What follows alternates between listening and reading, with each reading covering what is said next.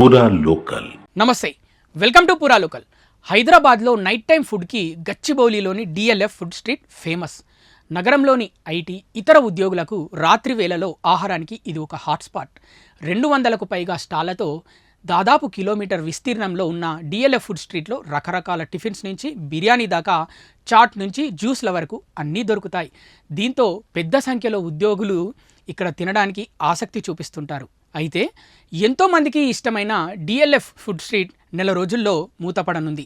కారణం ఏంటంటే గచ్చిబౌలిలో జరుగుతున్న రోడ్డు విస్తరణ పనులే. రాత్రి వేళలో డిఎల్ఎఫ్ ఫుడ్ స్ట్రీట్కి పెద్ద ఎత్తున జనం తరలి రావడంతో గచ్చిబౌలి పరిసరాల్లో భారీగా ట్రాఫిక్ ఏర్పడుతోంది.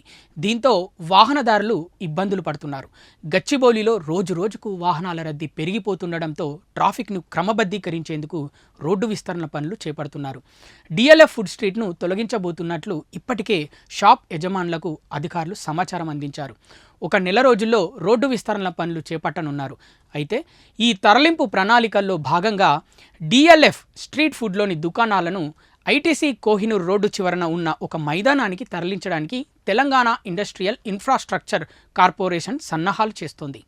2 నుంచి 3 వారాల్లో ఇక్కడ వీధి వ్యాపారుల కోసం ఏర్పాట్లు చేయనున్నట్లు అధికారులు వెల్లడించారు.